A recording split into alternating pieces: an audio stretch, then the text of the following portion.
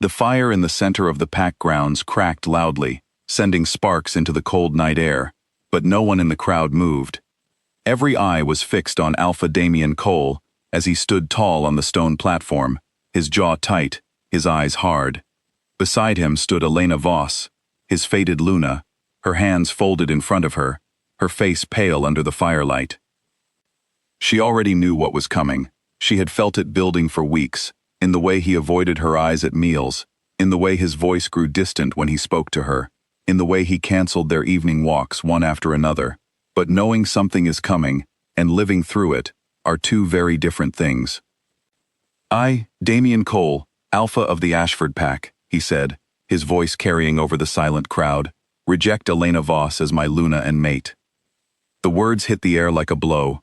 A collective gasp rippled through the gathered wolves. Somewhere near the back, an old woman covered her mouth with her hand. Children were pulled closer to their parents, and Elena stood there, absorbing every word, feeling the mating bond inside her chest twist and tear like something alive being pulled out by its roots. She did not cry. She did not scream. She simply nodded once, a small, controlled movement, as if she had rehearsed this moment 100 times in her mind, and was only now performing it for an audience. Behind Damien, half hidden in the shadows near the platform steps, stood a woman with golden hair and a knowing smile. Celine Whitmore had returned to the Ashford Pack only 3 weeks earlier, and already she had settled back into Damien's life, as if the years apart had never happened. She watched Elena with a look that was almost pity, but not quite. It was closer to satisfaction. "You may return to your family," Damien continued, his tone flat, almost rehearsed. "Your duties as Luna are no longer required." Elena lifted her chin. For a moment, something flickered behind her eyes, something sharp and unreadable, gone as quickly as it appeared. Then she turned, without a word, and walked down the platform steps, through the parting crowd, and into the darkness beyond the fire's light. No one followed her. Damien watched her go, and for a brief second, something tightened in his chest, an ache he did not understand and refused to examine. He told himself it was nothing, and told himself this was the right decision. Celine stepped up beside him then, slipping her hand into his, and the ache faded beneath the warmth of familiar comfort. "You did the right thing," Celine whispered, close to his ear. "She was never right for you, Damien, not like I am." He nodded, though the nod felt heavier than it should have. What Damien did not know, what none of the pack members cheering his decision that night understood, was what Elena Voss had been doing for the last 2 years, quietly, without credit, without recognition, in the background of every decision that had kept the Ashford Pack alive and thriving.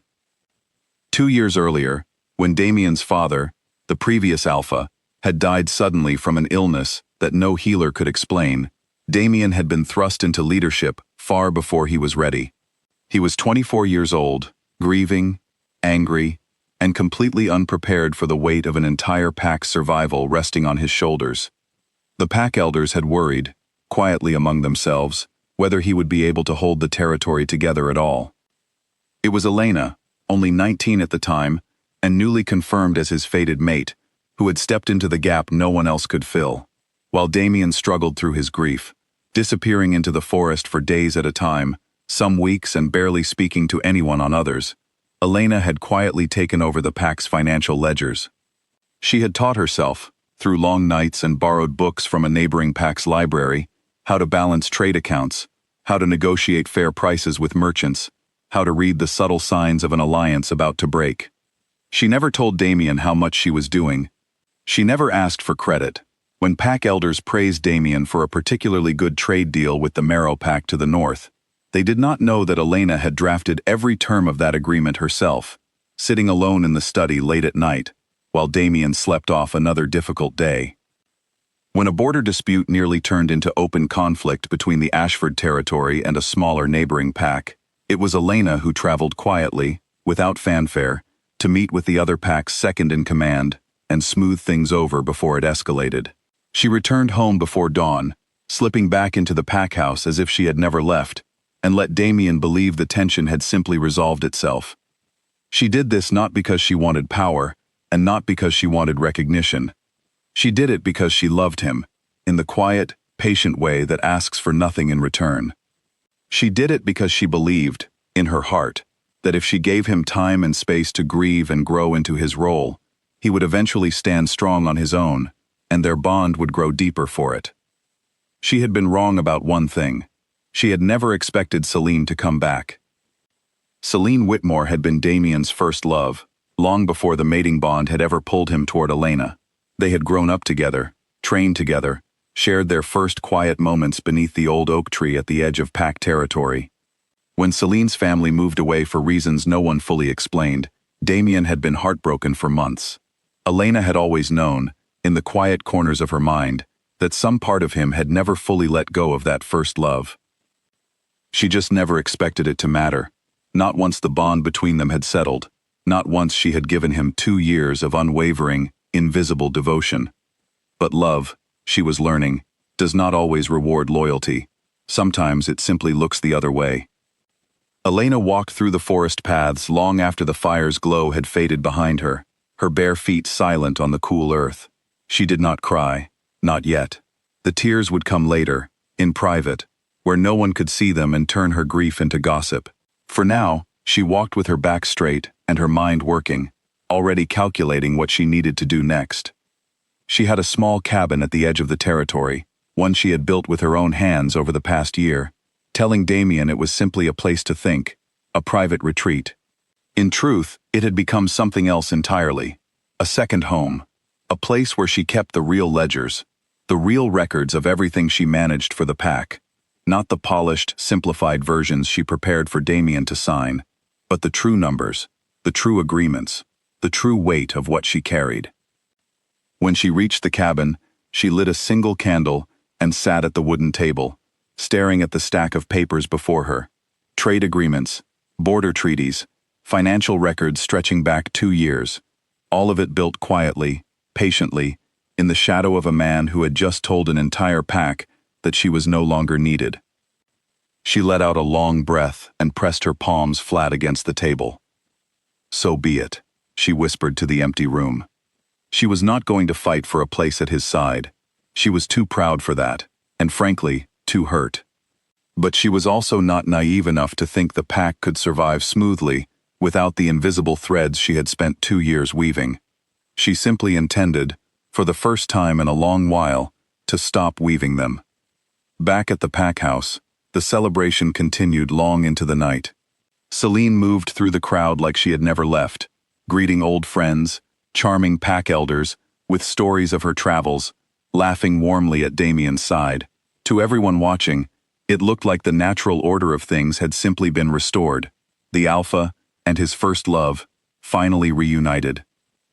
Only a few Pack members noticed the small, uneasy glances exchanged between some of the older wolves, the ones who had quietly watched Elena work for 2 years without ever fully understanding what she was doing, but who sensed, in some instinctive way, that something important had just been lost.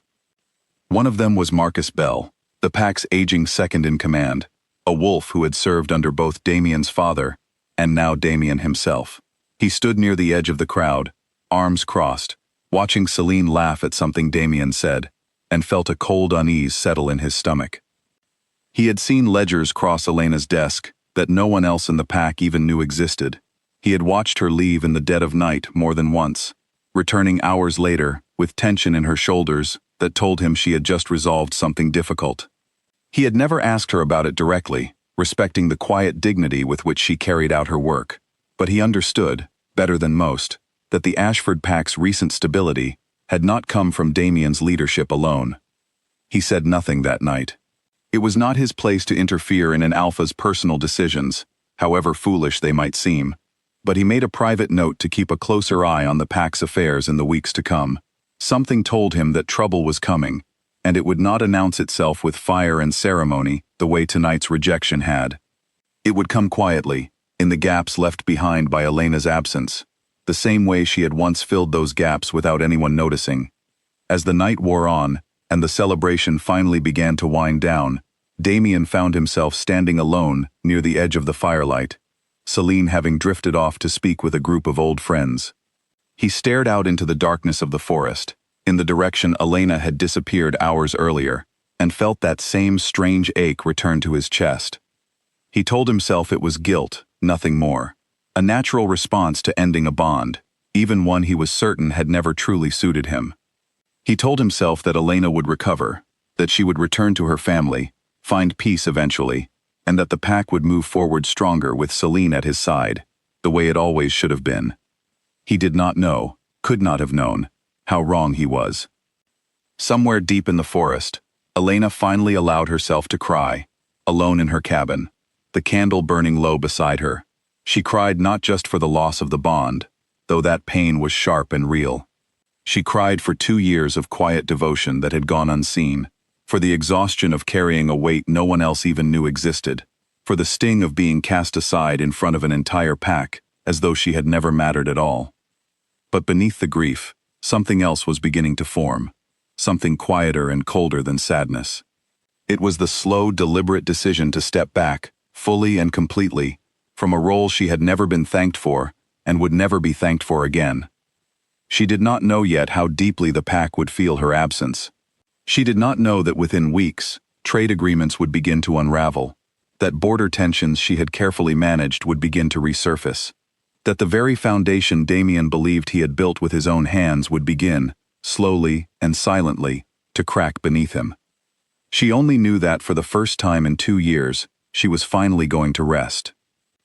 And somewhere in the pack house, as the fire finally burned down to embers, and the last of the celebration guests wandered home, Damien Cole slept soundly beside Celine Whitmore, unaware that the true architect of his kingdom had just walked away, taking with her the quiet strength that had held everything together. The morning would bring the first signs of what he had lost, but that morning was still hours away, and for now, the Ashford pack slept beneath a sky that gave no warning of the storm gathering just beyond its borders. Morning came to the Ashford pack with a soft golden light filtering through the trees, but the peace of it did not last long. Damien woke early, his head slightly heavy from the previous night's celebration, and immediately noticed the quiet.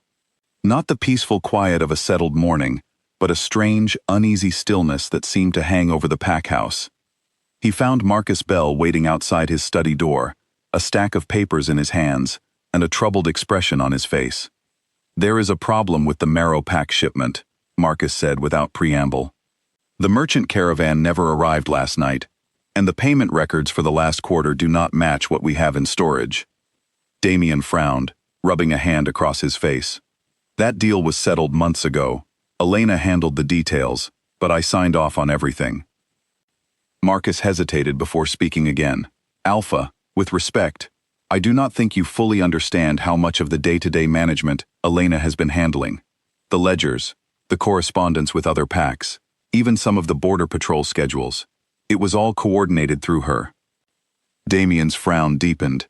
He had known, vaguely, that Elena helped with certain administrative tasks. Every Luna did. But the way Marcus spoke made it sound like something far larger, something he had never fully appreciated. "Show me the ledgers," Damien said. What he saw over the next hour left him quietly stunned. Pages upon pages of detailed records, cross-referenced trade agreements, careful notes on which neighboring packs could be trusted and which required more caution, a complete history of negotiations he barely remembered being involved in. His name was on the signatures, but the handwriting analyzing risk, calculating fair exchange rates, and drafting diplomatic language belonged entirely to Elena. He sat back in his chair, feeling something uncomfortable settle in his stomach. Surely this was an exaggeration. Surely Elena had simply been thorough in her note-taking, nothing more. He was the alpha. He had made these decisions, hadn't he? But as he flipped through more pages, doubt crept in, slow and persistent. Celine appeared in the doorway then, dressed simply but elegantly, a warm smile on her face that faltered slightly when she saw the tension in the room. "Is something wrong?" she asked, stepping inside. "The Marrow shipment did not arrive," Damien said, not looking up from the ledgers. "And there are discrepancies in the accounts." Celine's smile tightened almost imperceptibly. "I am sure it is nothing serious. These things happen. You are the alpha, Damien. You have handled far bigger problems than a late shipment." Marcus glanced at Celine, then back at Damien, but said nothing. He had learned long ago that some battles were not his to fight, especially not on the first morning after such a public and painful decision. Damien nodded slowly, trying to reassure himself. I will send word to the Marrow Pack today. It is probably a simple delay. But it was not a simple delay. When his messenger returned later that afternoon, the news was worse than expected. The Marrow Pack's Alpha had grown frustrated with what he described as inconsistent communication over the past week, communication that had once come through Elena's careful, diplomatic correspondence, but had recently gone silent. Without her steady hand managing the relationship, the Marrow Pack had begun to question whether the Ashford Pack still valued the partnership at all. Damien read the message twice, his jaw tightening with each word. This was not simply a late shipment. This was the beginning of a relationship unraveling, one that had clearly been maintained far more carefully than he had ever realized. He thought of Elena then, alone in whatever small corner of the territory she had retreated to, and felt that same uncomfortable ache from the night before return, stronger this time. He pushed the feeling aside. He had made his decision. Celine was here now, and surely between the two of them, they could manage whatever challenges arose. He called for a pack meeting that evening to address the situation directly, determined to show the pack that his leadership remained strong despite the previous night's turmoil. The meeting did not go as smoothly as he hoped. Several pack elders raised concerns about the Marrow shipment delay, and when Damien tried to explain the situation, he found himself stumbling over details he did not fully understand, details that Elena had always handled seamlessly behind the scenes. He glanced toward Marcus for support, who offered what help he could, but even Marcus did not know every intricate detail of the arrangements Elena had built over 2 years. Celine stepped in at one point, offering suggestions in a confident, charming voice, but her ideas, while well-intentioned, revealed a lack of understanding about the delicate balance Elena had maintained with the Marrow Pack. One elder, a sharp-eyed woman named Greta, exchanged a concerned glance with Marcus that did not go unnoticed. After the meeting ended, Greta approached Marcus privately in the hallway outside the meeting hall. "This is not going to end well," she said quietly. "Elena held this pack together in ways none of us fully appreciated until now." Marcus nodded grimly. "I tried to warn him this morning. He did not fully understand." "He will," Greta said, "but I fear the understanding will come at a steep cost." Meanwhile, at her cabin at the edge of the territory, Elena spent the day in a strange state of exhausted peace. For the first time in 2 years, she had nowhere to be, nothing urgent demanding her attention. She spent the morning simply sitting outside, watching the sunlight filter through the trees, allowing herself to breathe without the constant weight of responsibility pressing down on her chest. She thought about the Marrow shipment, knowing instinctively that without her involvement, something would likely go wrong. She felt a small pang of guilt at the thought, an old habit of responsibility hard to shake after 2 years of carrying it, but she pushed the feeling aside. It was not her responsibility anymore. She had made sure of that the night before, when she had chosen silence over explanation, dignity over desperate pleading. Still, as the day wore on, she found her mind wandering back to the pack, to the intricate web of relationships and agreements she had built so carefully. She wondered how long it would take before the cracks became impossible to ignore. She did not have to wonder for long. That evening, as the sun began to set behind the trees, a young pack member named Oliver Grant arrived at her cabin, slightly out of breath from running. Oliver had been one of the younger wolves Elena had quietly mentored over the past year, teaching him the basics of trade negotiation in hopes that someday, the pack would have more than one person capable of managing its complex external relationships. "Elena," he said, catching his breath, "I know you are not supposed to be involved anymore, but I did not know who else to come to. The pack meeting today did not go well. The Marrow Pack is threatening to end the trade agreement entirely." Elena felt her chest tighten, old instincts warring with her new resolve to step back. "Oliver, I cannot get involved. You understand that, don't you?" Oliver nodded, though his expression remained troubled. "I understand. I just thought you should know. Marcus is doing what he can, but he does not have the details you have. And the Alpha, he seems lost without you, though I do not think he would ever say that out loud." Elena felt a complicated mix of emotions at those words, a flicker of satisfaction, a wave of sadness, and beneath it all, a stubborn refusal to let herself be pulled back into a role that had cost her so much dignity the night before. "Thank you for telling me," she said finally, "but I need you to understand something, Oliver. I am not going to fix this for them, not this time." Oliver looked uncertain but nodded and left soon after, leaving Elena alone with her thoughts once more. She sat by her small fire that night, staring into the flames, wrestling with the pull of old habits against the fresh wound of rejection. Part of her wanted desperately to ride to the Marrow Pack territory herself, to smooth things over the way she always had, to protect the pack she still loved despite everything. But a stronger part of her, the part that had absorbed 2 years of invisible labor and 1 night of public humiliation, held firm. If Damien wanted to lead the pack with Celine at his side, he would need to learn what that truly required. And if the pack was going to survive, they would need to see, clearly and undeniably, exactly what she had been holding together all this time. It was not cruelty that kept her silent that night. It was survival. Plain and simple.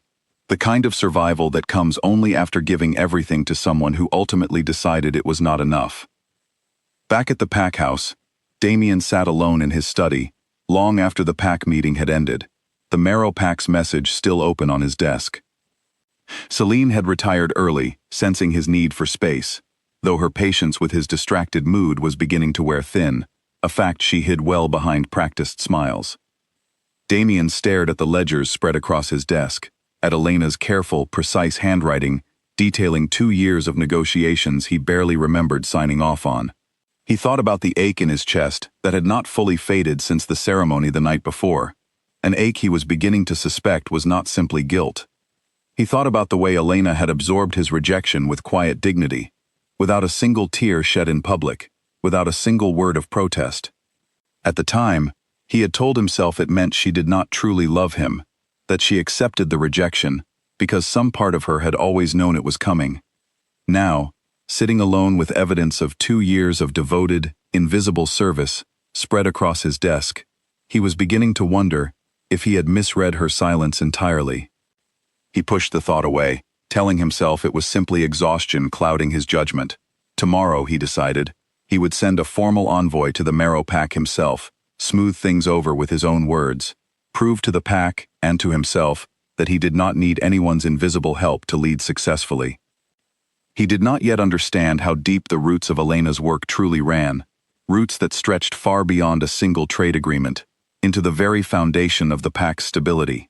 He would learn, in the weeks to come, exactly how much he had taken for granted. But that lesson was still ahead of him, waiting patiently in the growing silence Elena had left behind, a silence that would soon prove far louder than any words could have been.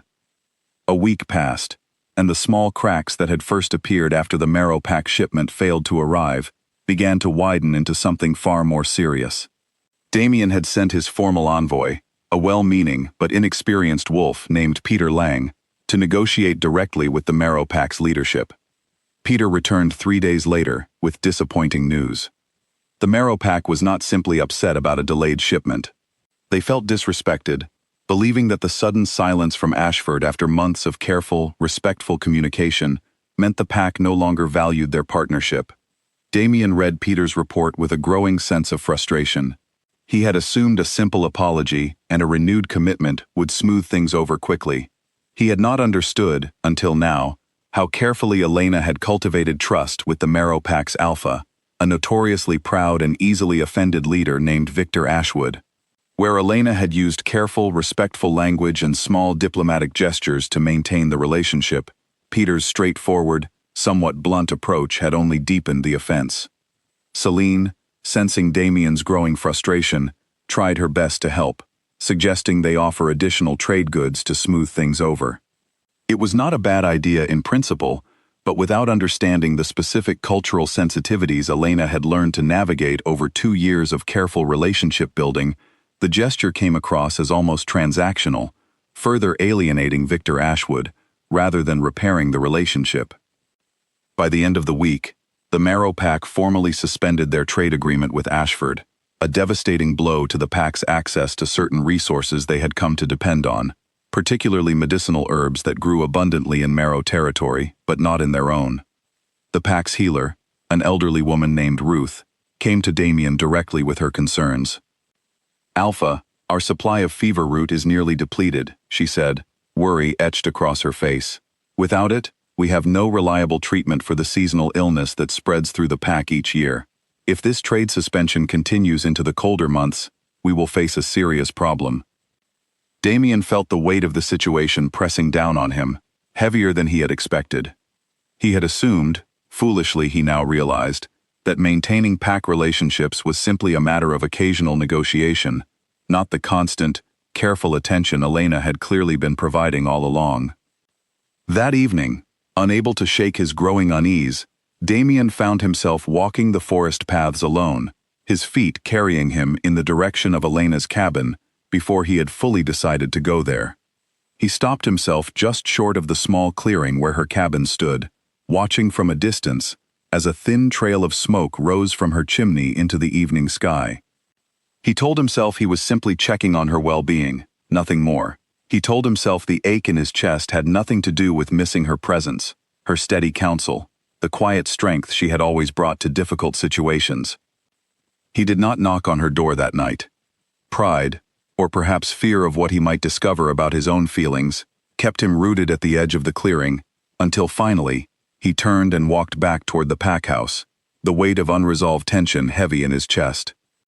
Inside her cabin, Elena had sensed his presence outside, some lingering instinct from the mating bond still faintly active despite the rejection.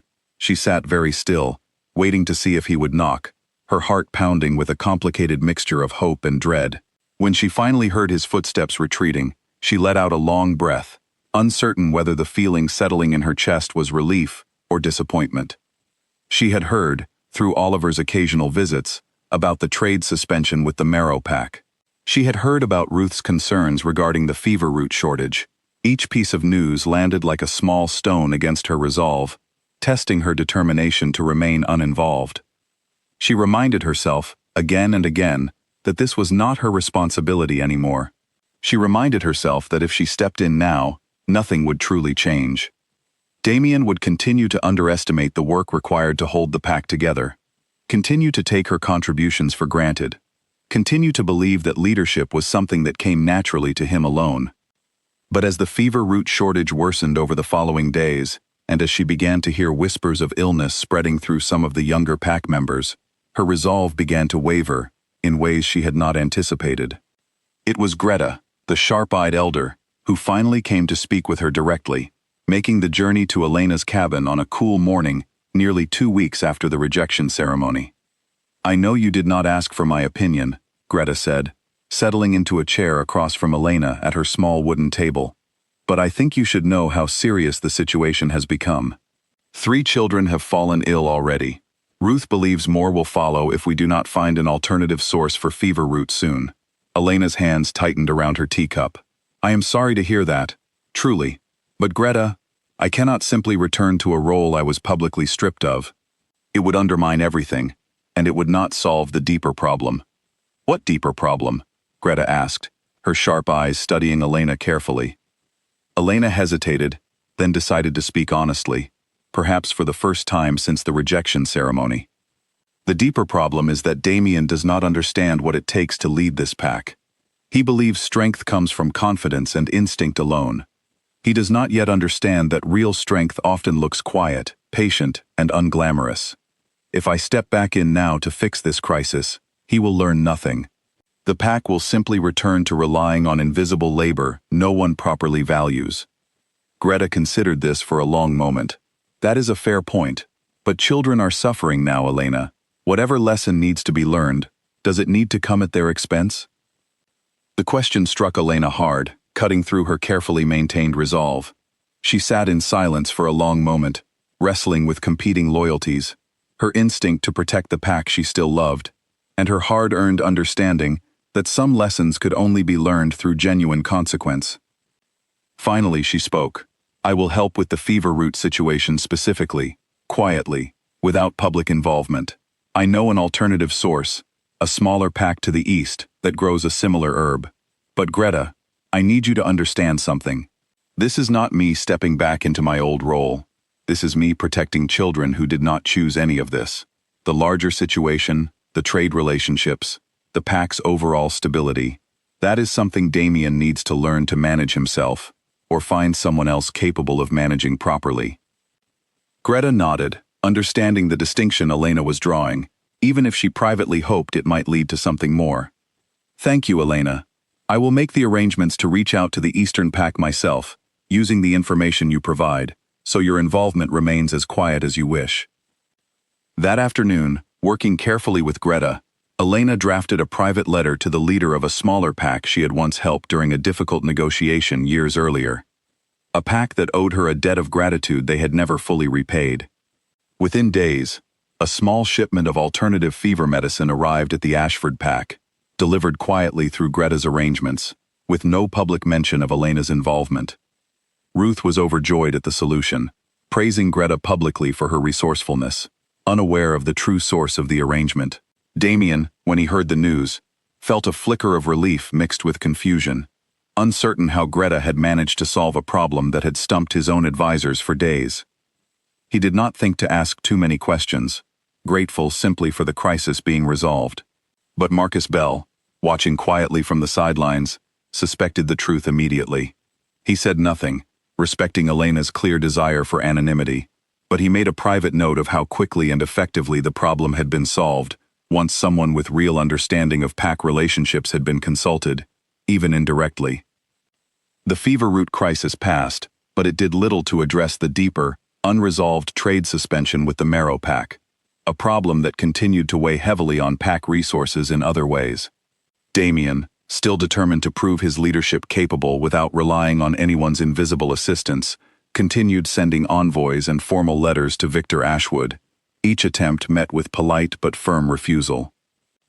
Celine, growing increasingly frustrated by the ongoing tension, began to suggest more aggressive approaches, at one point proposing that Damien simply demonstrate the pack's strength through a show of force along the shared border, a suggestion that alarmed several of the older pack elders, who understood how easily such a move could escalate into open conflict. That is not a solution, Celine, Marcus said firmly during a private council meeting. Victor Ashwood does not respond to displays of aggression. He responds to respect and careful diplomacy, qualities that require patience and understanding of his particular temperament. Celine bristled at the correction, but said nothing further, though her frustration simmered beneath the surface. She had returned to the pack expecting to step easily into a position of influence and respect, confident that her history with Damien would smooth the way. She had not anticipated the complicated web of relationships and responsibilities that came with true leadership, responsibilities she was quickly realizing she did not fully understand. As the weeks continued to pass, the pack settled into an uneasy rhythm, managing day-to-day operations reasonably well, but struggling with the larger, more complex challenges that had once been quietly resolved through Elena's careful diplomacy. Small problems that might have once been prevented entirely began to accumulate, each one manageable on its own, but together forming a slow, steady erosion of the stability the pack had once taken for granted. Damien felt the weight of it all pressing down on him more each day, though he refused to acknowledge, even to himself, exactly how much he missed the quiet, steady presence that had once made his role feel manageable.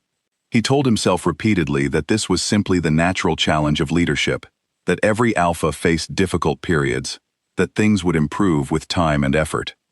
He did not yet understand that the difficulties he faced were not simply the natural challenges of leadership.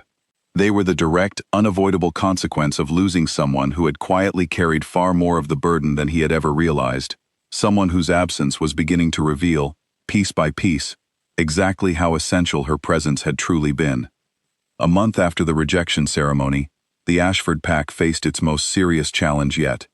Word arrived one morning, carried by a breathless scout, that wolves from the Kessler pack, their aggressive neighbors to the west, had been spotted crossing into Ashford territory along the northern ridge, testing the boundaries in ways they had never dared attempt during the previous Alpha's rule, or even during the early years of Damien's leadership, when Elena's careful diplomatic work had maintained a fragile but stable peace. Damien called an emergency council meeting immediately, gathering his most trusted advisors around the large wooden table in the packhouse's main hall. Marcus Bell arrived first, followed closely by Greta and several other senior pack members, their faces tight with concern. How many wolves were spotted? Damien asked the scout, a young wolf named Felix who still looked slightly out of breath from his run back to deliver the news. At least a dozen, Alpha, Felix reported. They did not attack, but they made no effort to hide their presence either. It felt deliberate, like they wanted us to see them. Marcus exchanged a grim look with Greta. This is exactly what I feared, he said quietly. The Kessler pack has always tested weakness before committing to any larger action. They are watching to see how we respond. Damien felt a cold weight settle in his stomach. The Kessler pack had a long history of territorial aggression, held in check for years, only through a careful balance of strength and diplomacy that his father had maintained, and that Elena had continued to manage through subtle alliances with other neighboring packs. Alliances that made any aggressive move by Kessler dangerous and costly. But the trade suspension with the Marrow pack had weakened one of those crucial alliances, and Damien was beginning to realize, with growing dread, exactly how interconnected these relationships truly were. What do we do? He asked, looking around the table at his advisors, his voice carrying an edge of uncertainty he tried hard to mask. Celine, who had joined the meeting despite not being formally part of the pack council, spoke up confidently. We show them we are not afraid. Send a strong patrol to the border. Make our strength clear. Marcus shook his head firmly. That is precisely what they want. An excuse to escalate. If we send an aggressive patrol without the backing of allied packs, we risk provoking exactly the kind of conflict we cannot currently afford, especially with our resources already strained from the fever root shortage and the ongoing trade suspension. The room fell into tense debate, various pack members offering different opinions, none of which seemed to fully address the complicated web of alliances and rivalries that had once been carefully managed behind the scenes. Damien listened, growing increasingly aware of how little he truly understood about the delicate balance of power that had kept the pack safe for so long. Finally, Greta spoke, her voice cutting through the debate with quiet authority. There is one alliance that might help us here, the Thornwood pack, to our south. They have significant influence over Kessler, due to old family ties between their leadership. If we could secure their support, even informally, it would likely be enough to discourage further aggression from Kessler. Do we have a relationship with the Thornwood pack? Damien asked, though something in Greta's careful phrasing made him suspect he already knew the answer. Greta hesitated, glancing briefly at Marcus before answering. We do, Alpha. Though the relationship has always been maintained quite carefully, through regular correspondence and mutual favors built up over time. Maintained by whom? Damien asked, though his voice had grown quieter, the question feeling almost rhetorical even as he asked it. The silence that followed answered his question more clearly than words could have. Damien sat back in his chair, running a hand through his hair, feeling the full weight of his situation pressing down on him. Piece by piece, the true scope of what Elena had managed for the pack was becoming impossible to ignore. He had known, in an abstract way, that she handled certain diplomatic tasks. He had not understood, until this moment, exactly how much of the pack's safety and stability rested on relationships she alone had built and maintained. I need to reach out to the Thornwood pack, he said finally. Today, if possible. With respect, Alpha, Marcus said carefully, our relationship with Thornwood was built on very specific terms of trust that Elena established personally. A sudden formal request from you, without that established rapport, may not carry the same weight. Damien felt a flash of frustration, though he knew Marcus was likely correct. Then what do you suggest? The room fell silent again, everyone aware of the obvious solution that no one wanted to voice directly, given the delicate nature of Elena's rejection and the public nature of the ceremony that had ended her official role in the pack. Finally, it was Celine who broke the silence, her voice tight with barely concealed frustration. Perhaps we simply need to build a new relationship with Thornwood, on our own terms. There is no time for that, Greta said bluntly. The Kessler pack is testing our borders right now, today. We need immediate support, not a relationship built over months. The tension in the room grew thick, everyone aware of the impossible position they found themselves in, caught between the urgent need for support and the painful reality of who alone possessed the knowledge and relationships necessary to secure it. Damien excused himself from the meeting shortly after, needing time to think, the weight of the situation heavier than anything he had faced since becoming Alpha. He walked out into the cool afternoon air, his mind racing through possible solutions, each one circling back to the same uncomfortable truth. He found himself, almost without conscious decision, walking once again toward the edge of the territory, toward the small clearing where Elena's cabin stood. This time, he did not stop at the edge of the clearing. He walked directly up to her door, his heart pounding with a complicated mixture of pride, desperation, and something else he was still struggling to fully understand. He knocked. The door opened a moment later, and Elena stood before him, her expression carefully neutral, though he could see the surprise flickering briefly in her eyes before she composed herself. "Damien," she said, her voice steady. "What brings you here?" He stood there for a long moment, unsure exactly how to begin, the pride that had kept him from acknowledging her contributions for so long, now warring fiercely with the urgent need pressing down on him. "The Kessler Pack is testing our borders," he said finally, deciding honesty was his only real option.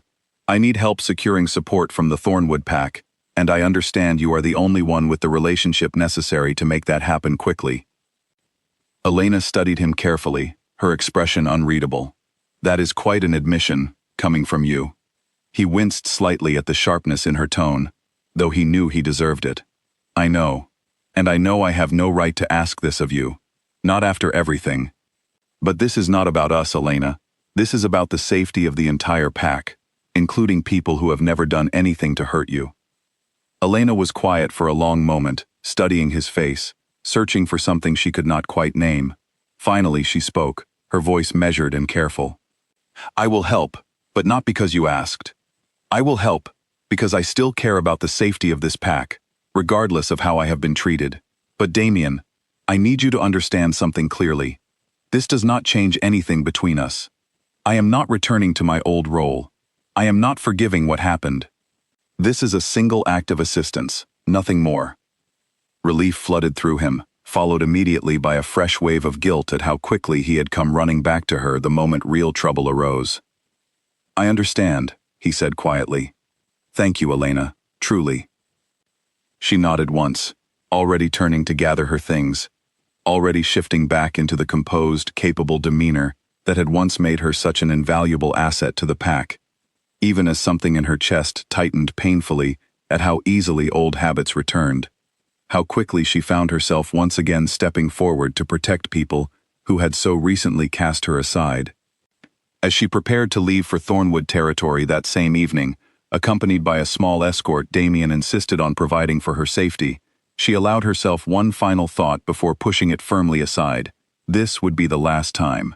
Whatever happened with the Kessler situation, whatever gratitude or relief Damien might feel afterward, she was determined that this would remain a single, isolated act of assistance, not a return to the quiet, invisible devotion that had cost her so much before. She did not yet know how difficult that resolve would prove to maintain, especially as the following weeks revealed just how much the pack's survival truly depended on the very skills and relationships she had spent 2 years carefully building, and how reluctant Damien would prove to fully let go of relying on her, even as he continued building his life alongside Celine. Elena's journey to Thornwood territory took most of the night, her small escort moving quickly and quietly through the forest paths under a canopy of stars. She had not traveled this route in nearly 6 months, yet her feet remembered every turn, every hidden trail that avoided the more dangerous parts of the forest, where predators larger than wolves sometimes wandered. They arrived at the Thornwood Pack's territory just before dawn, and Elena was relieved to find that her old contact, a woman named Vivian Ashcroft who served as the Thornwood Alpha's closest advisor, still remembered her fondly from their previous dealings. "Elena," Vivian said warmly, embracing her briefly before stepping back to study her face.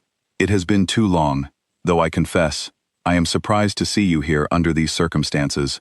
Word travels fast, even between packs."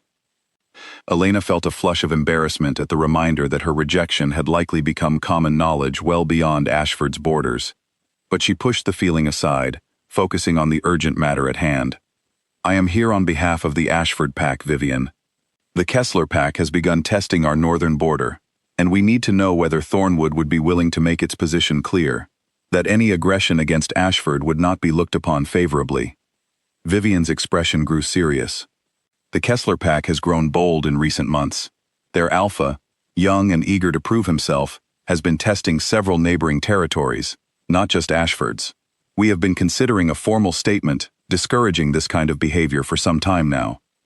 Then perhaps this is the moment for that statement, Elena suggested carefully. Vivian studied her for a long moment. I will need to speak with my alpha directly. But Elena, I must ask, why are you the one making this request? I had heard you were no longer serving in your official capacity within the Ashford pack. Elena took a steadying breath before answering honestly. I am not. But the safety of innocent pack members should not depend on personal circumstances between myself and the alpha. I came because I understand the relationships involved, and because I still care about preventing unnecessary conflict. Vivian's expression softened slightly, clearly impressed by the answer, though she said nothing further on the matter, simply nodding and excusing herself to speak with her alpha. 2 hours later, Elena stood before the Thornwood alpha himself, a broad-shouldered, serious man named Gerald Thornwood, who had inherited leadership from his father many years earlier and had built a reputation for careful, measured decision-making. Elena Voss, Gerald said, studying her with obvious curiosity. Vivian speaks highly of the work you have done, maintaining relations between our packs over the years. I understand circumstances have changed for you personally, yet here you stand, still advocating on behalf of Ashford's safety.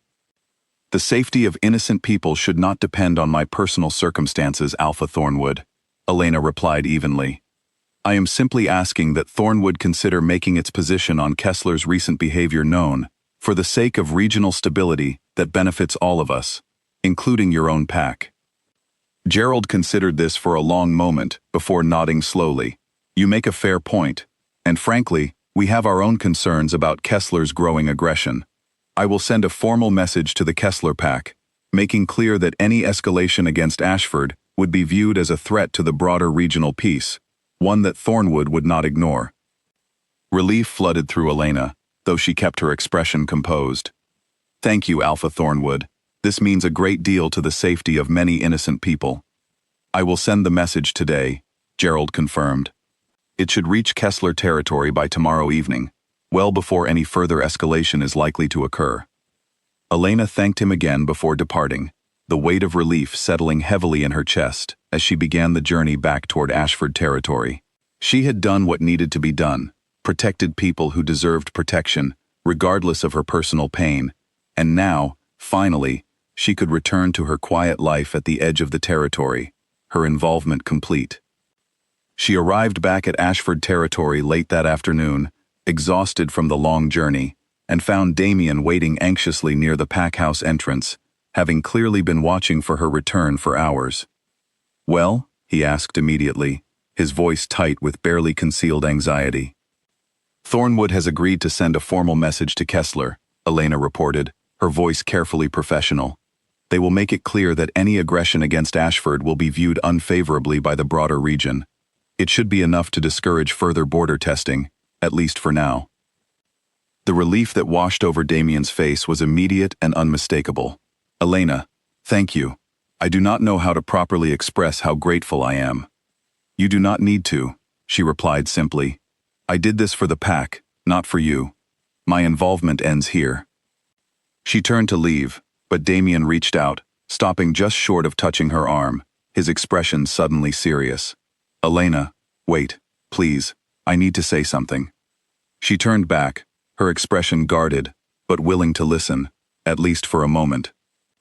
I have spent the last month learning, piece by piece, exactly how much you did for this pack, Damien said, his voice quieter now, more vulnerable than she had heard it in a long time.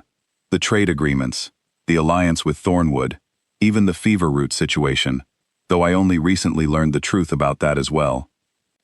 I did not understand, truly understand, how much weight you carried, quietly, without ever asking for recognition. Elena felt her chest tighten at his words, old wounds threatening to reopen despite her best efforts to remain composed. And what exactly are you saying, Damien? He hesitated, clearly struggling to find the right words. I am saying that I made a mistake, a serious one. I do not fully understand yet what that means for us, given everything that has happened, but I need you to know that I see now, clearly, everything you sacrificed for this pack, for me, without ever receiving proper credit. Elena studied his face carefully, searching for sincerity beneath the words, uncertain whether to trust the vulnerability she saw there. That is a significant realization, Damien.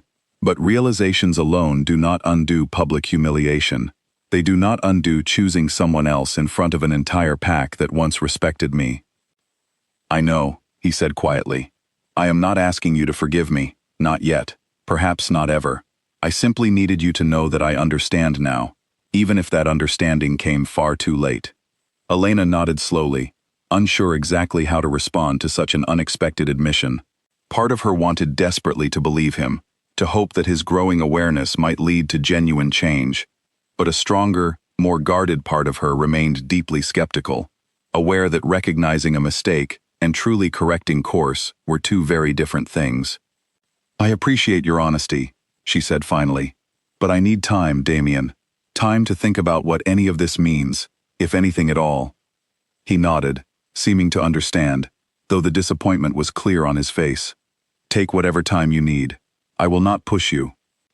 She turned and walked away then, back toward her cabin at the edge of the territory, her mind racing with conflicting emotions she had not expected to feel again so soon after the pain of the rejection ceremony.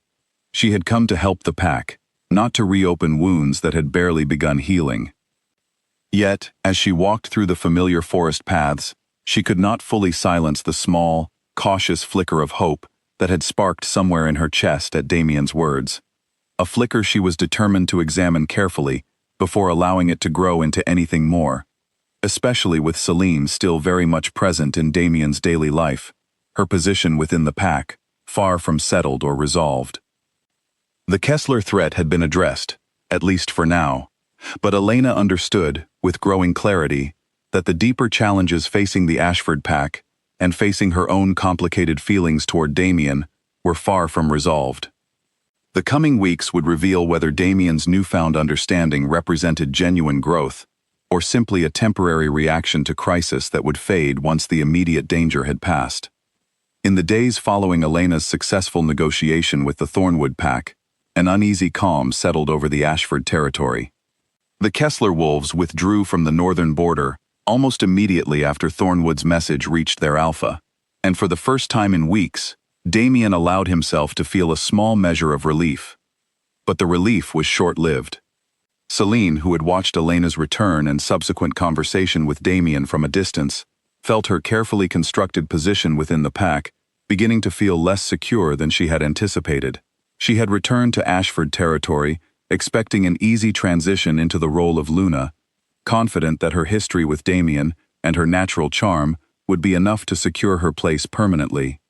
Instead, she found herself constantly compared, whether openly or in quiet, unspoken ways, to a woman whose competence seemed to grow more apparent with each passing crisis. She decided it was time to take matters into her own hands. That evening, she found Damien alone in his study, still reviewing the ledgers Elena had left behind months earlier, his brow furrowed in concentration as he tried to understand the complex web of relationships and agreements recorded in her careful handwriting. You seem troubled, Celine said, settling into the chair across from his desk, her voice soft and concerned. Damien looked up, rubbing his eyes tiredly. I am simply trying to understand everything Elena managed. There is so much here, Celine. Agreements, alliances, careful notes on which packs can be trusted and which require caution. I feel like I am only now beginning to understand what leadership truly requires. Celine felt a flicker of irritation at the admiration clear in his voice, though she carefully masked it behind a sympathetic expression. You are being too hard on yourself, Damien. Every leader learns as they go. You cannot expect to understand everything immediately. Perhaps, he said, though his tone remained troubled. But I keep wondering how differently things might have gone if I had understood sooner, if I had paid closer attention to what Elena was truly doing for this pack. Celine leaned forward slightly, deciding a more direct approach was needed. Damien, I understand you feel grateful for her help with the Kessler situation, but you cannot let gratitude cloud your judgment about what truly matters. Elena made her choice clear when she stepped back from her official duties. You made your choice clear at the ceremony. We cannot keep looking backward when we have a future to build together. Damien was quiet for a long moment, clearly wrestling with competing feelings he did not fully understand himself. I am not looking backward, Celine. I am simply trying to be a better leader, for the sake of the entire pack. Of course, Celine said smoothly, though something cold flickered briefly behind her eyes. And I support that completely. Perhaps what you need is not to keep relying on Elena's old records, but to build your own systems, your own approach to leadership. Something truly your own, rather than constantly measuring yourself against what she built. The suggestion had a certain appeal to Damien's wounded pride, and he found himself nodding slowly. You may be right. Perhaps I have been too focused on understanding her methods rather than developing my own. Celine smiled, sensing an opportunity to redirect his attention away from Elena's influence. Exactly. Why don't we start fresh, together? I have connections of my own from my travels, relationships that could prove valuable to the pack. Let me help you build something new, rather than constantly trying to recreate what came before. Over the following days, Celine began introducing Damien to various contacts from her travels, packs and individuals she had met during her years away from Ashford. Some of these connections proved genuinely useful, small trade opportunities, and minor alliances that helped diversify the pack's resources beyond its traditional partnerships. But Celine's understanding of these relationships remained surface level, compared to the deep, carefully cultivated trust Elena had built with packs like Thornwood and, previously, Marrow. Where Elena's alliances had been built on years of careful diplomacy, mutual respect, and genuine understanding of each pack's specific concerns and sensitivities, Celine's connections were more transactional, built on charm and superficial charisma, rather than deep, sustained trust. This became painfully apparent when a dispute arose with one of Celine's new contacts, a merchant pack to the east, that Celine had assured Damien would be a reliable, low-maintenance trading partner. When a disagreement emerged over payment terms for a shipment of grain, Celine's attempts to resolve the situation through her usual charm proved ineffective, the merchant pack's leadership growing increasingly frustrated with what they perceived as a lack of serious commitment to fair negotiation. Damien found himself once again facing a crisis he did not fully know how to resolve, the confidence Celine had encouraged him to build proving hollow in the face of genuine diplomatic complexity. I do not understand, Celine said, frustration clear in her voice, as another attempt to smooth things over with the merchant pack failed. This should be simple. Why are they being so difficult? Marcus Bell, who had watched the situation unfold with growing concern, finally spoke up during a private council meeting. With respect, this merchant pack values consistency and formal commitment above charm. Elena understood this about them from previous indirect dealings. They respond well to detailed written agreements and clear, unwavering follow-through, not casual charisma. Celine bristled at the comparison, though she said nothing directly in response, her frustration simmering beneath a carefully maintained, composed exterior. Damien, increasingly aware of the pattern forming around him, felt a growing unease about the direction his leadership had taken since the rejection ceremony. Each new challenge seemed to reveal another gap in his understanding, another area where Elena's quiet, careful work had made success possible in ways he was only now beginning to fully appreciate. That night, unable to sleep, he found himself once again reviewing Elena's old ledgers, searching for insight into how she had approached the specific challenges of maintaining trust with formal, detail-oriented trading partners, like the merchant pack causing the current dispute. Buried within her careful notes, he found a detailed record of a similar situation from over a year earlier, involving a different formal-minded pack, along with Elena's thoughtful analysis of how to approach negotiations with leaders who valued consistency and written commitment above personal charm.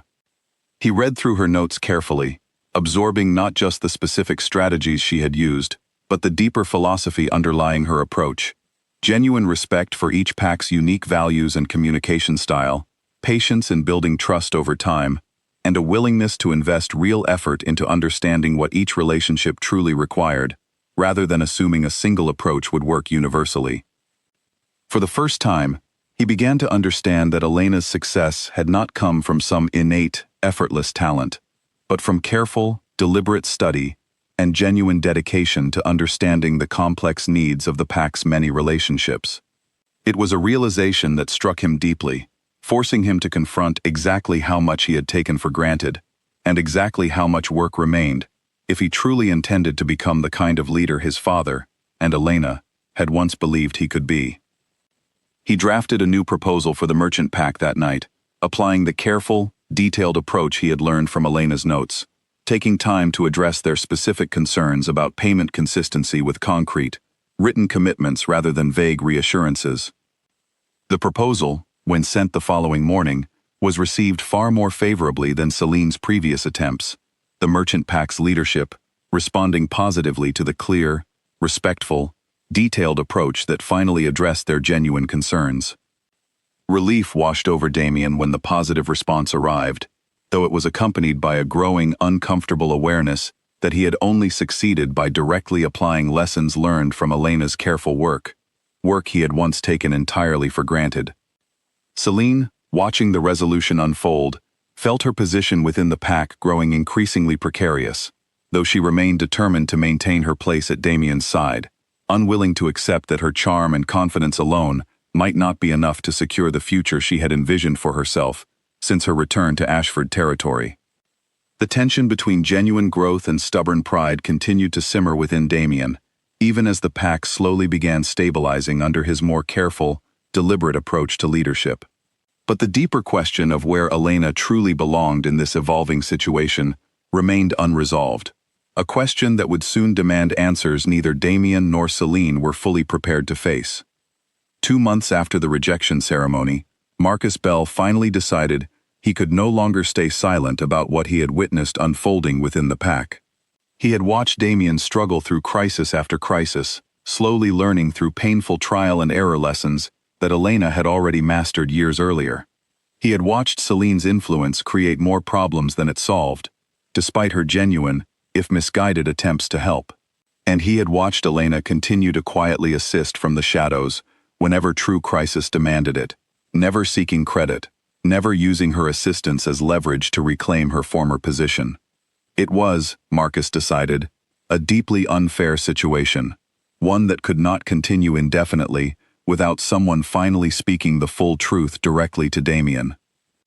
He requested a private meeting one evening, finding Damien alone in his study once again reviewing what remained of Elena's old records, trying to prepare for an upcoming negotiation with a neighboring pack regarding shared hunting grounds. "Alpha, may I speak candidly?" Marcus asked, closing the study door behind him. Damien looked up, setting aside the papers he had been reviewing. "Of course, Marcus. You know I value your counsel." Marcus took a steadying breath before continuing. "I have served this pack faithfully for many years, under your father and now under you. I have watched you struggle these past 2 months, with challenges that Elena once handled seamlessly, without complaint, without ever seeking recognition for her efforts. I believe it is time you understood the full scope of what she truly did for this pack, not just the specific incidents you have discovered piece by piece, but the complete picture." Damien's expression grew serious, sensing the weight behind Marcus's words. "Please, continue."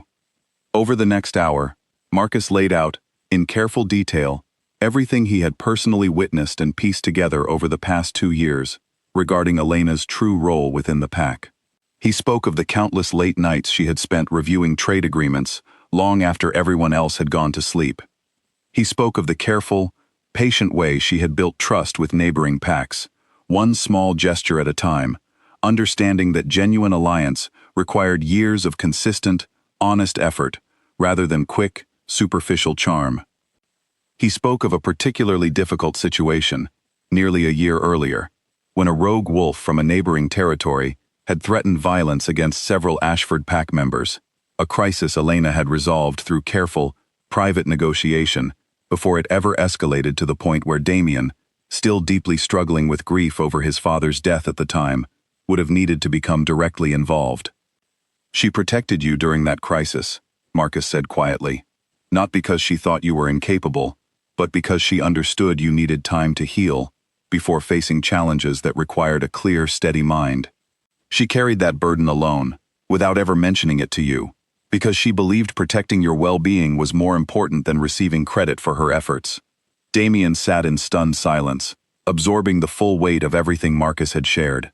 Piece by piece, over the past 2 months, he had begun to understand fragments of Elena's true contribution to the pack's stability. But hearing the complete picture laid out so clearly, so undeniably, struck him with a force he had not fully anticipated. Why did she never tell me any of this? He asked finally, his voice quiet and strained. Because she loved you, Marcus said simply, not in a way that demanded recognition or credit, but in a way that genuinely wanted to see you succeed, to see you grow into the leader she believed you could become, even when you yourself doubted that possibility. Damien felt something heavy settle in his chest, a mixture of profound gratitude and equally profound guilt, and I rejected her, publicly, in front of the entire pack, without ever understanding any of this. Marcus nodded gravely. You did, and I do not say any of this to cause you further pain, Alpha.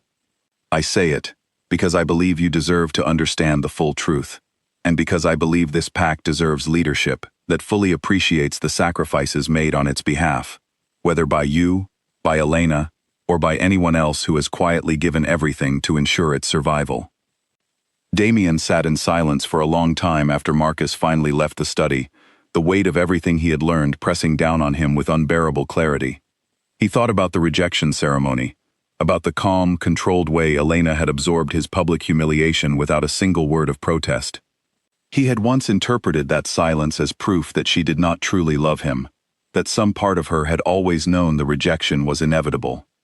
Now, understanding the true depth of her sacrifice, he recognized that silence for what it truly was, the quiet dignity of someone who had given everything, expecting nothing in return, even in the face of devastating public humiliation. He knew, with sudden and painful clarity, that he needed to make things right, though he was uncertain exactly how such a thing could even be possible after everything that had happened. Meanwhile, Celine had grown increasingly aware of the shifting dynamics within the pack, sensing, with the sharp instincts of someone accustomed to reading social situations carefully, that her position was becoming more precarious with each passing day. She decided that decisive action was needed before Damien's growing appreciation for Elena's contributions translated into something more permanent. She found Damien later that same evening, still sitting alone in his study, his expression troubled and distant. You seem distracted, she said, settling into her usual chair across from his desk. Is something wrong? Damien looked up, studying her face for a long moment before answering honestly. Marcus spoke with me today about everything Elena did for this pack. The full picture, Celine. It is far more significant than I ever understood. Celine felt a flicker of alarm, though she carefully maintained her composed expression. Damien, you cannot keep dwelling on the past. Elena made her choice when she stepped back. You made your choice at the ceremony. We have built something together since then, something real. Have we? Damien asked, his voice carrying an edge of genuine uncertainty that had not been present in their conversations before. Or have we simply been going through the motions of a relationship that felt comfortable and familiar, without truly examining whether it is right for either of us? Celine's composure cracked slightly at the directness of his question. Damien, I love you. I have loved you since we were young, long before Elena ever entered your life. Does that mean nothing to you? It means something, he said carefully. But love alone does not automatically translate into the right partnership for leading an entire pack. I am beginning to understand that leadership requires more than affection. It requires genuine partnership, mutual understanding, and a willingness to carry burdens together, even the invisible ones that no one else fully sees. Celine stood abruptly, her frustration finally breaking through her carefully maintained composure. So this is it then? After everything, you are simply going to discard me the way you discarded her? I am not discarding anyone, Damien said, though his voice remained troubled. I am simply trying to understand the truth of my own feelings, and the truth of what this pack truly needs from its leadership. I owe that honesty to everyone involved, including myself. Celine left the study without another word, her expression carefully controlled despite the storm of emotions churning beneath the surface. She retreated to her private quarters within the pack house, her mind racing through possible strategies to salvage a situation that seemed to be slipping further from her control with each passing day. She was not willing to give up so easily, not after everything she had sacrificed to return to Ashford territory, not after years spent hoping to eventually reclaim the position she had once believed was rightfully hers. If subtle influence and careful charm were no longer proving effective, she decided, then perhaps more direct action would be required to secure her future within the pack, regardless of the cost to anyone standing in her way. Damien, unaware of the calculating thoughts forming within Celine's mind, spent that night wrestling with difficult questions about his own heart, his own leadership, and the complicated path forward that lay ahead. He knew, with growing certainty, that he needed to speak with Elena again, honestly and completely, though he remained uncertain whether any amount of honesty could truly repair the damage his earlier decisions had caused. Celine spent the following days in careful, quiet observation, watching for any opportunity to strengthen her position within the pack, before Damien's growing appreciation for Elena could translate into something she could not undo. She understood, with a clarity born of desperation, that time was no longer on her side. Her opportunity arrived unexpectedly, in the form of a message from an old acquaintance, a wolf from a distant pack she had befriended during her years of travel, someone who owed her a significant favor from a situation Celine had once helped resolve.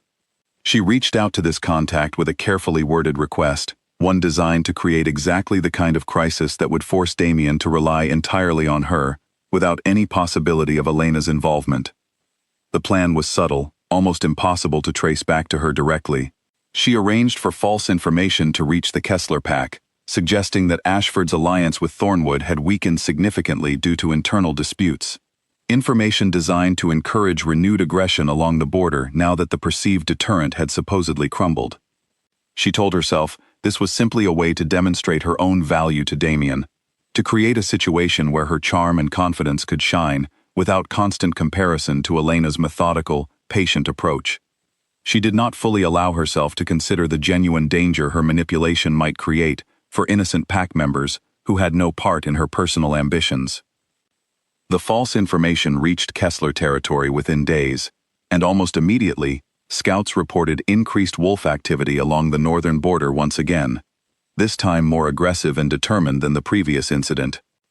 Damien called an emergency council meeting the moment the reports reached him, his expression grim as he reviewed the scouts' detailed account of the renewed threat. "This does not make sense," Marcus said, studying a map of the border territory spread across the council table. "Thornwood's message should have been more than sufficient to discourage this kind of aggression. Something must have changed." "Perhaps Kessler simply grew bold again," Greta suggested, though her tone carried clear skepticism about such a simple explanation. Damien felt a familiar dread settling in his stomach, the same helpless uncertainty he had experienced during the first Kessler incident. He knew, without needing to be told directly, exactly whose help would likely be required to resolve this crisis effectively. He found Elena at her cabin later that evening, having sent word ahead through Oliver Grant to request a meeting. She welcomed him inside, though her expression remained carefully guarded, uncertain what this latest visit might mean, given everything that had unfolded between them since their last conversation. "The Kessler pack is testing our borders again," Damien explained, settling into the chair she offered. "More aggressively than before. Marcus believes something must have changed regarding the Thornwood alliance, though we do not yet understand what." Elena's expression grew thoughtful and concerned. "That is troubling. Thornwood's message should have carried significant weight, unless something happened to undermine that message directly. Would you be willing to help me understand what might have changed?" Damien asked carefully. "I understand if you feel this is asking too much, given everything." Elena considered his request for a long moment, old instincts warring against her determination to maintain distance from pack affairs. Finally, she nodded slowly. "I will help investigate what has changed, for the safety of the pack. But Damien, I need to understand something clearly first. Where does Celine stand in all of this? I do not wish to become entangled in whatever remains unresolved between the two of you." Damien met her eyes directly, his expression serious. I have been honest with Celine about my uncertainty regarding our relationship. I cannot promise you clarity on that situation yet, but I can promise you that my request for your help tonight has nothing to do with using you as leverage in any personal matter. This is about protecting the pack. Elena studied his face carefully, searching for sincerity, before finally nodding again. Then let us investigate together. Over the following 2 days, Elena and Damien worked closely together, reviewing correspondence, questioning scouts, and eventually reaching out discreetly to contacts within the Kessler Pack territory to understand what had prompted their renewed aggression. It was during this investigation that Elena discovered a troubling piece of information. Rumors had apparently reached Kessler territory, suggesting the Thornwood alliance had weakened. Rumors that seemed to have originated from an unusual and unexpected source. Working carefully with Oliver Grant, who had developed a talent for gathering information quietly without drawing attention, Elena eventually traced the rumors back to a wolf from a distant pack, one who, according to careful investigation, had recent connections to someone within the Ashford pack house itself. When the evidence finally pointed toward Celine's involvement, Elena felt a cold, uncomfortable certainty settle over her. She brought the evidence to Damien directly, uncertain how he would react to such a serious accusation against someone he had once loved deeply. Damien read through the careful documentation Elena had gathered, his expression growing darker with each piece of evidence.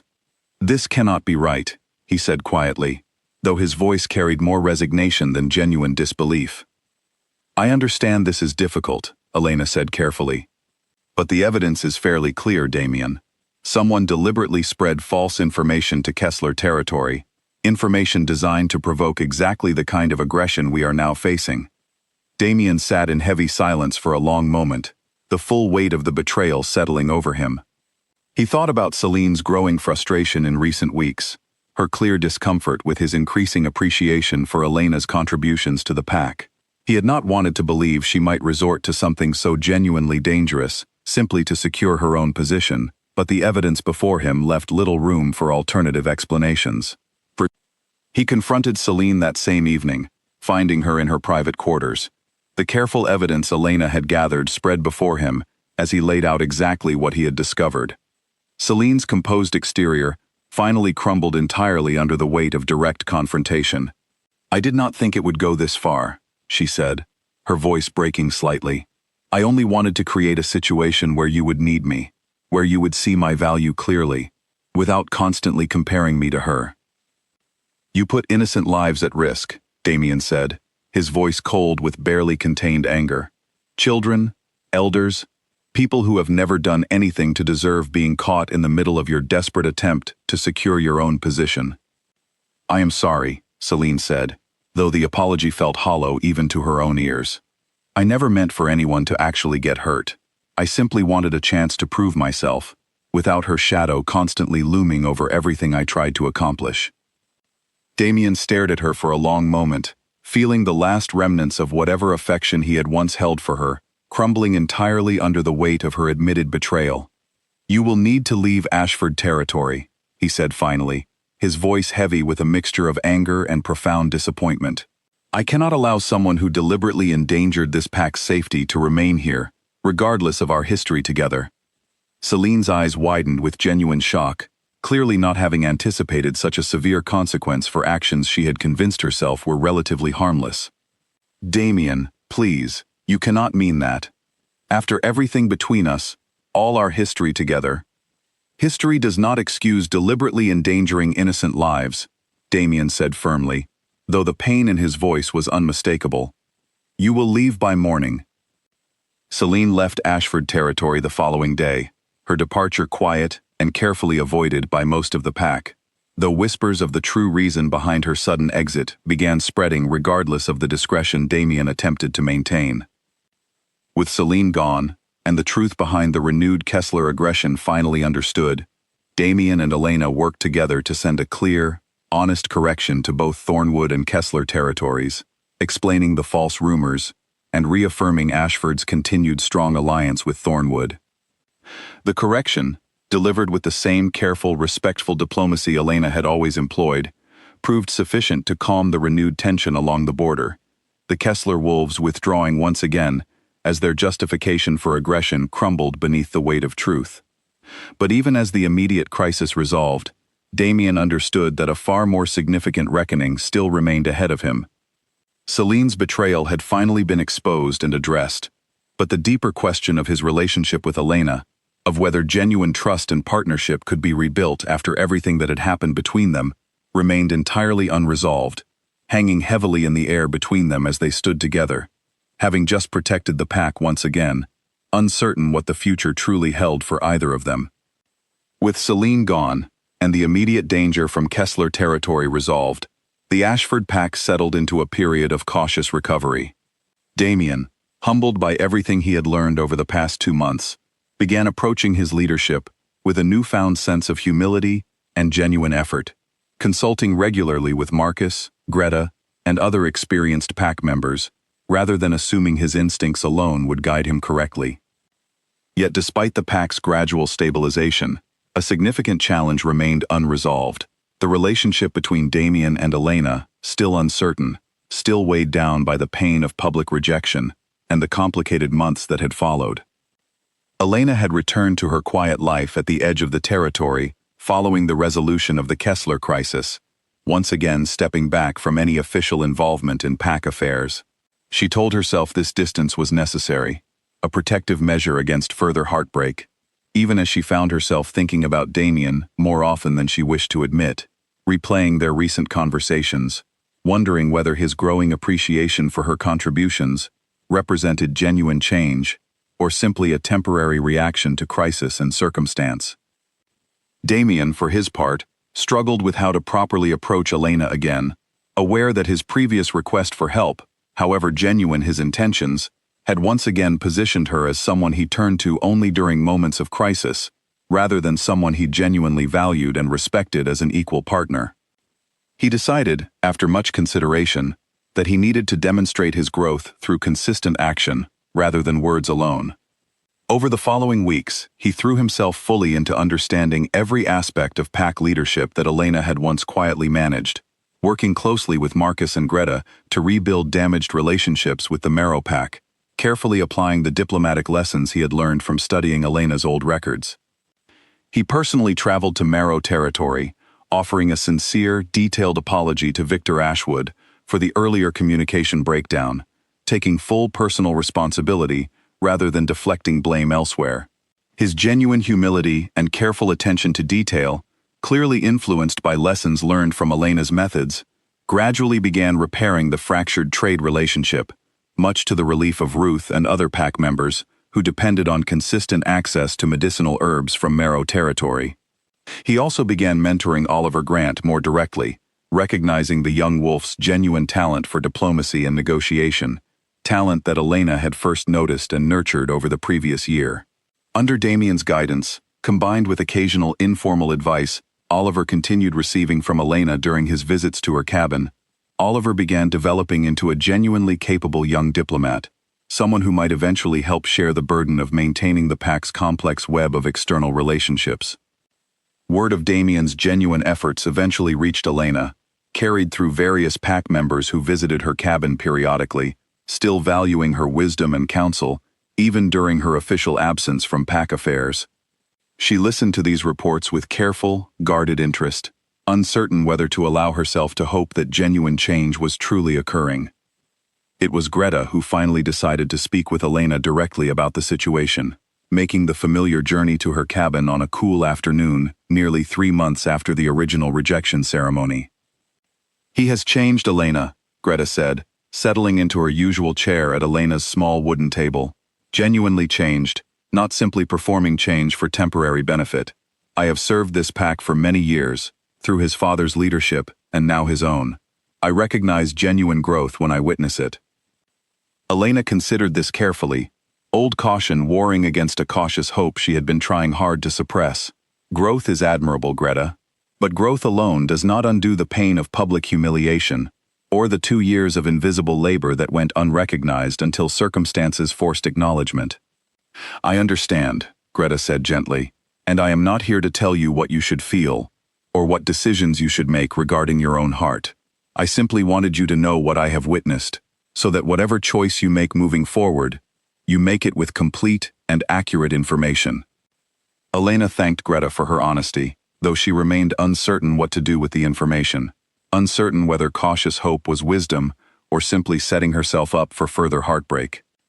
That evening, as she sat by her small fire contemplating everything Greta had shared, she heard a familiar knock at her door. She opened it to find Damien standing there, his expression nervous but determined, holding a small wooden box she did not immediately recognize. "I know I have asked a great deal of your patience already," he said carefully, "but I wanted to bring you something, not because I expect it to fix anything, but because I wanted you to have it, regardless of what happens between us." He handed her the small wooden box, and she opened it carefully, to find a collection of carefully organized documents inside. Formal, official records crediting her specifically for every major diplomatic achievement she had quietly accomplished over the past 2 years. Documents he had personally drafted and had witnessed and signed by Marcus, Greta, and several other senior pack members. "I cannot undo what happened at the ceremony," Damien said quietly, watching her examine the documents with visible surprise. "I cannot undo 2 years of work that went unrecognized. But I wanted, at minimum, for the truth to exist formally, permanently, regardless of whether you ever choose to return to any official role within this pack, regardless of whether you ever choose to forgive me for everything I failed to understand and appreciate." Elena felt tears gathering in her eyes as she read through the careful documentation, each page representing genuine acknowledgement of sacrifices she had never expected to be formally recognized. "Damien, I do not know what to say." "You do not need to say anything," he replied gently. "I simply wanted you to have proof, undeniable and permanent, of everything you accomplished, everything this pack owes you, regardless of what path you choose moving forward." They stood together in comfortable silence for a long moment, the weight of months of pain and uncertainty hanging in the air between them, though something had shifted subtly, something that felt, for the first time since the rejection ceremony, like the possibility of genuine healing rather than simply enduring unresolved pain. "I am not ready to make any decisions about our future," Elena said finally, her voice steady despite the emotion clearly present beneath the surface. "But I appreciate this, Damien. Truly, it means more than you likely understand." "Take whatever time you need," he said, echoing words he had spoken to her once before, though this time carrying a different, more patient weight behind them. "I will not push you toward any particular decision. I simply wanted you to know the truth is finally acknowledged, regardless of what comes next." He left shortly after, walking back toward the pack house through the darkening forest, and Elena sat alone with the small wooden box, reading through the careful documentation late into the night, allowing herself, for the first time in months, to feel genuinely proud of everything she had accomplished, rather than simply exhausted by the invisible weight of carrying it all alone. The following weeks brought gradual, careful progress in the relationship between Damien and Elena, though neither rushed toward any dramatic reconciliation. Instead, they built something new, slowly and deliberately, genuine partnership based on mutual respect and honest communication, rather than the unspoken assumptions and invisible sacrifices that had characterized their relationship before. Elena began occasionally offering advice during pack council meetings, though always as an invited guest, rather than someone assumed to bear silent, unacknowledged responsibility. Damien made sure, consistently and publicly, to credit her contributions clearly, refusing to allow her valuable insight to once again disappear into the shadows of assumed leadership. The pack, watching this careful, genuine rebuilding unfold, began to understand something significant. True strength in leadership did not come from a single person carrying every burden alone, whether visibly or invisibly, but from genuine partnership, honest communication, and mutual respect between people willing to acknowledge both their strengths and their limitations honestly.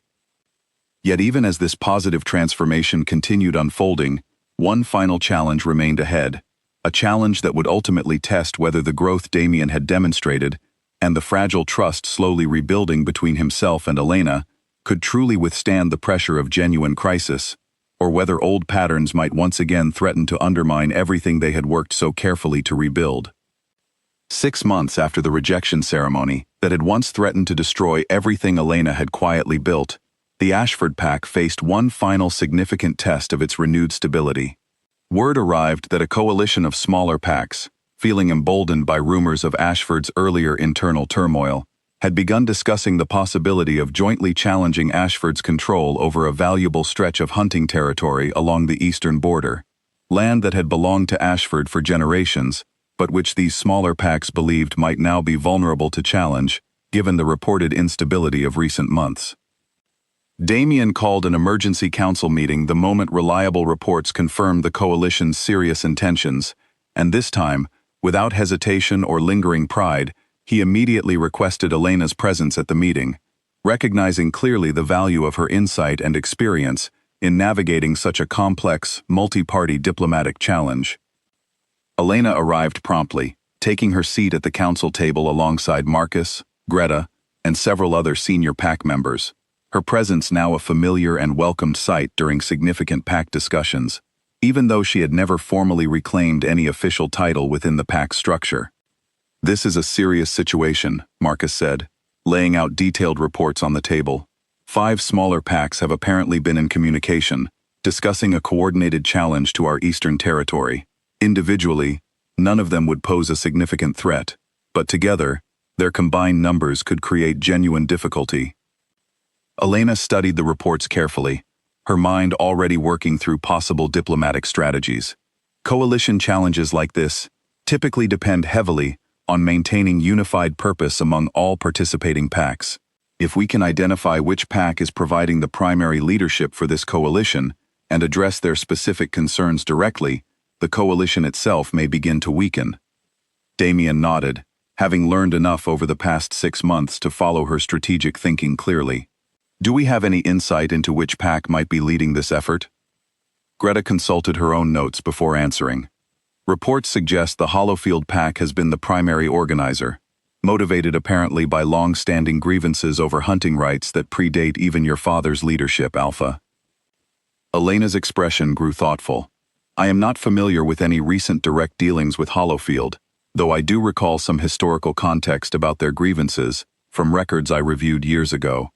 Their concerns may run deeper than simple territorial ambition." "Would you be willing to investigate further?" Damien asked, though this time the request carried none of the desperate uncertainty of his earlier requests for help. Instead, it felt like a genuine invitation for partnership, one professional and equal offering their expertise to another.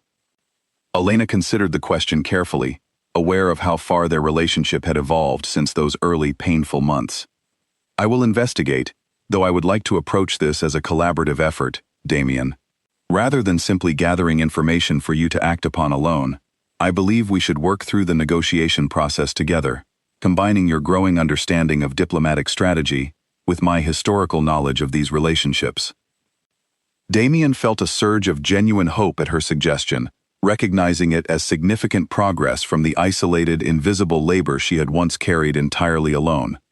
"I would welcome that partnership, Elena, truly." Over the following days, Damien and Elena worked closely together, researching the historical grievances between Ashford and the Hollowfield pack, eventually uncovering evidence of a long-forgotten agreement from decades earlier that had never been properly honored regarding shared access to certain seasonal hunting grounds along the disputed border. Armed with this historical understanding, they traveled together to meet directly with the Hollowfield pack's leadership, presenting a genuine, respectful acknowledgement of the historical grievance, alongside a carefully constructed proposal for renewed shared access arrangements that would address Hollowfield's legitimate concerns without requiring Ashford to surrender any significant portion of its traditional territory. The Hollowfield Alpha, an older wolf named Simon Hollowfield, who had inherited the long-standing grievance from his own father, listened carefully to their proposal, visibly moved by the genuine acknowledgement of historical wrongs that previous Ashford leadership had never properly addressed. "This is the first time in decades that Ashford leadership has taken our concerns seriously enough to research the historical context properly," Simon said, studying the detailed proposal Elena and Damien had prepared together. "I am inclined to accept these terms, provided the other packs in our coalition receive similarly fair consideration for their own specific concerns." Working together over the following week, Damien and Elena met individually with each of the remaining coalition packs, taking time to understand the specific historical or practical concerns driving each pack's participation in the broader challenge. Through patient, genuine diplomacy, combined with fair, well-researched proposals addressing legitimate grievances, they successfully dismantled the coalition's unified purpose, one pack at a time, without a single moment of aggression or conflict required. By the time they returned to Ashford territory, the Eastern Border Challenge had been fully resolved, not through displays of strength or intimidation, but through the kind of careful, respectful diplomacy that Elena had always understood, now genuinely shared and appreciated by Damien as well. The Pack Council gathered to hear their full report, and as Damien presented the successful resolution, he made a point of clearly and publicly crediting Elena's essential contribution to the entire diplomatic effort, refusing, as he had consistently done over the past 6 months, to allow her invaluable work to disappear into unspoken assumption. After the meeting concluded, as pack members slowly dispersed back to their daily routines, Damien found Elena standing quietly near the edge of the gathering, watching the pack members interact with genuine warmth and stability that had once felt fragile and uncertain. "We make a good team," he said, approaching her carefully, the words carrying a weight of meaning beyond simple diplomatic partnership. Elena turned to him, a small, genuine smile forming on her face, the first truly unguarded smile he had seen from her since long before the rejection ceremony. "We do," she agreed softly. "Elena," Damien said, his voice growing more serious, "I know 6 months does not undo the pain of what happened. I know rebuilding trust takes far longer than rebuilding practical partnership. But I need you to know, clearly and honestly, that what I feel for you now is not gratitude for your usefulness, or guilt over past mistakes. It is genuine love, built on real understanding and respect, the kind of love I should have recognized and honored from the very beginning." Elena felt tears gathering in her eyes, though this time they carried none of the pain of the earlier months, only the cautious, hopeful emotion of someone finally allowing herself to believe that genuine healing was truly possible. "I have watched you change, Damien. Truly and consistently, not simply during moments of crisis, but in the quiet, ordinary days as well. I would be lying if I said I did not still feel the fear of being hurt again, but I would also be lying if I said I did not want to try, genuinely and fully, to build something real between us, something built on partnership rather than invisible sacrifice." Damien reached for her hand carefully, relief and profound happiness clear in his expression as she allowed the gentle connection. "Then let us build it together, properly this time, with honesty and mutual respect guiding every step." That evening, as the pack gathered once again around the ceremonial fire, this time not for rejection, but for genuine celebration of the pack's successful resolution of the Eastern Border Challenge, Damien stood before his people and made a public announcement, one carrying none of the coldness of the earlier ceremony, but instead, the warmth of genuine, hard-earned understanding. "I stand before you today," he said, his voice carrying clearly across the gathered crowd, "to acknowledge publicly what many of you have already come to understand through recent months of trial and challenge. Elena Voss has been, and remains, the true strength holding this pack together, not through invisible sacrifice that goes unrecognized, but through genuine partnership that I am proud, finally, to acknowledge fully and completely." The pack erupted into genuine, warm applause, a stark contrast to the shocked silence of the earlier rejection ceremony. Elena stood beside Damien, no longer positioned as someone silently absorbing public humiliation, but as an equal partner finally receiving the recognition her years of quiet dedication had always deserved.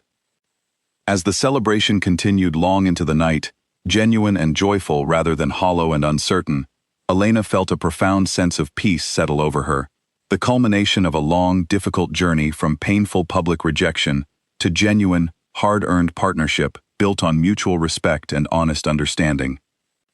The kingdom she had quietly held together for so long, unseen and unrecognized, finally stood strong and stable, not because one person carried its weight alone, but because genuine partnership, built through honest communication and mutual respect, had finally taken root, promising a future far more resilient and enduring than than anything built on invisible sacrifice and unspoken assumption ever could have been.